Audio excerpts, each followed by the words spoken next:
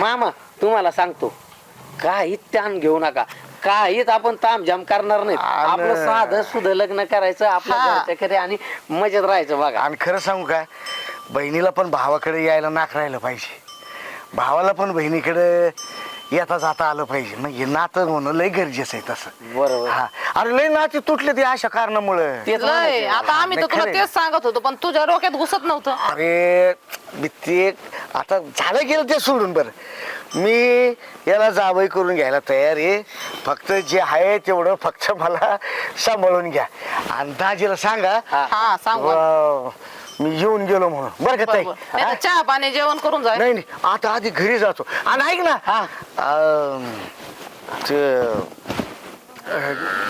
तू आईकडे गुडीचा नंबर आहे बर फोन करून तिच्याशी बोल थोडं एकमेकाचा विचार काय आहे तो बी घ्या आणि तो जर मिळत जुळत असला तर मग चांगलंच आहे.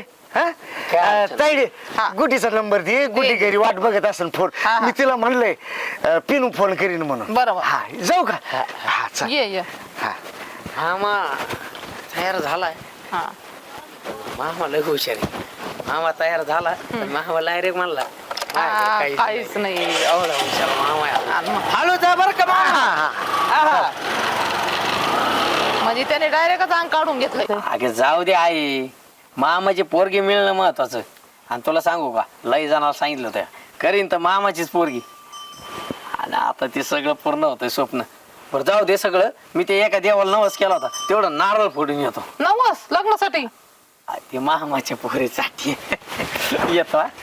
अरे काय हे आजकालचे लेकर हे नुसतं गुडघ्याला बाशिंग आणि यांनी तर आधीच बांधून ठेवलंय. काय बाई येडा झाला त्या मामाच्या पोरीसाठी. बाय बाय बाय बाय चल मग काम पडले ते करून घेते मी. आता म्हातारीला तरी कसं सांगू यो कोणत्या देवाचा नवशी